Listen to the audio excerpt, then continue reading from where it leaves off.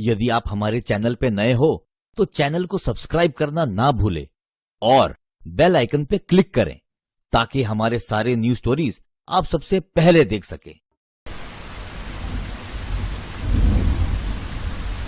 भूत प्रेत एक ऐसा विषय है जिस पर ज़्यादातर लोग ना बात करते हैं और ना ही बात करना चाहते हैं। पर एक सवाल सबके मन में है, क्या सच में भूत प्रेत होते हैं या सच में काला जादू जैसी कोई शक्ति होती है?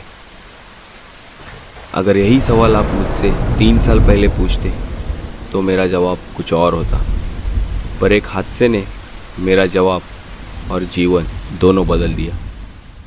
ये बात है 3 साल पहले की, जब मेरी नई नौकरी लगी थी और मुझे मुंबई से हैदराबाद शिफ्ट होना पड़ा।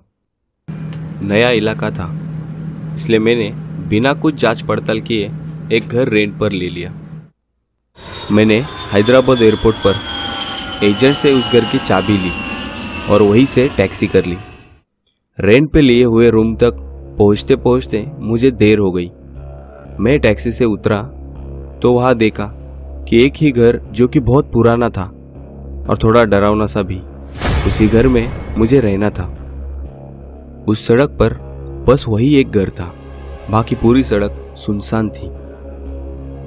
चारों ओर सन्नाटा था। पहली बार मैंने ऐसा सन्नाटा महसूस किया था। मैं थोड़ा डरा हुआ था, पर कल सुबह मुझे ऑफिस जल्दी जाना था, इसीलिए मैं घर की तरफ बढ़ा।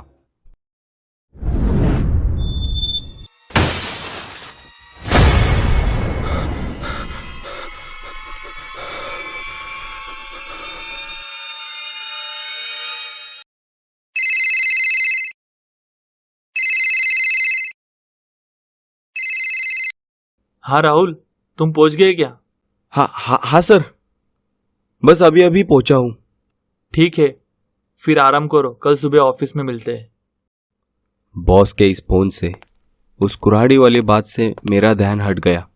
मैं अब घर में आ चुका था। घर में पूरा अंधेरा था। घर का सामान बिखरा हुआ था, कुछ सामान तो टूटा हुआ भी था। दीवार पर एक बड़ी सी घड़ी लटकी थी जो कि बंद पड़ी थी। मैंने अपने मोबाइल का टॉर्च ऑन किया और बिजली का स्विच ढूंढने लगा।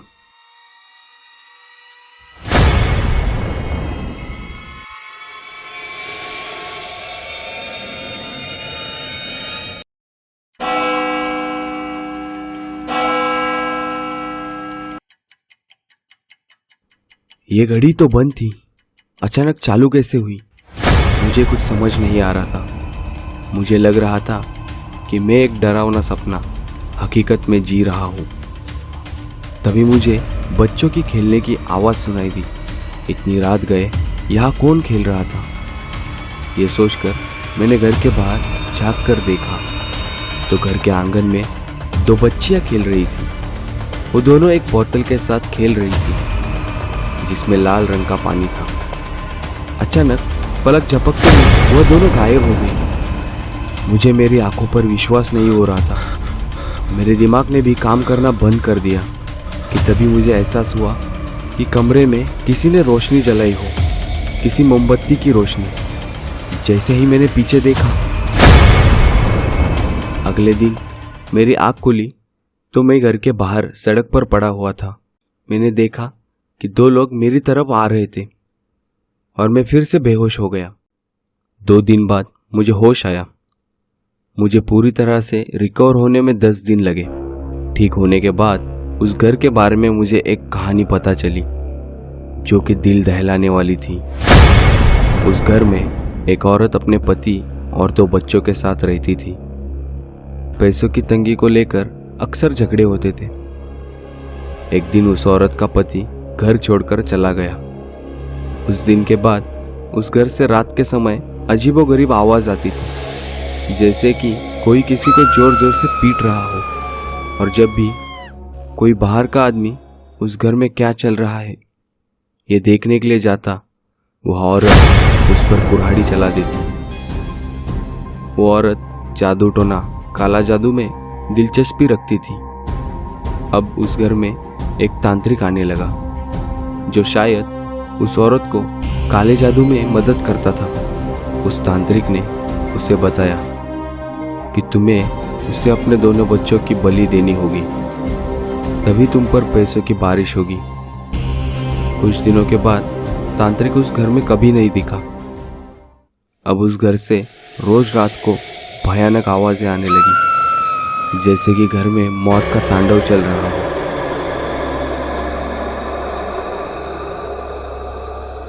पड़ोसियों ने परेशान होकर पुलिस में कंप्लेंट कर दी। पुलिस घर का दरवाजा तोड़कर अंदर घुसी तो उनकी आंखें फटी की फटी रह गई।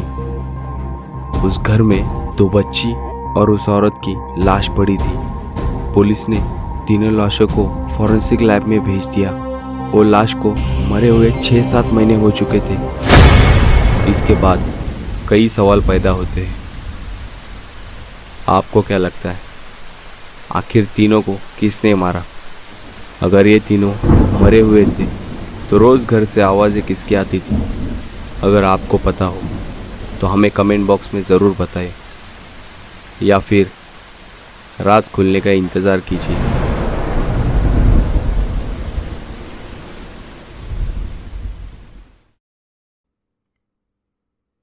अगर आपको ये कहानी पसंद आई हो तो हमें सब्सक्राइब ज़रूर कीजिए।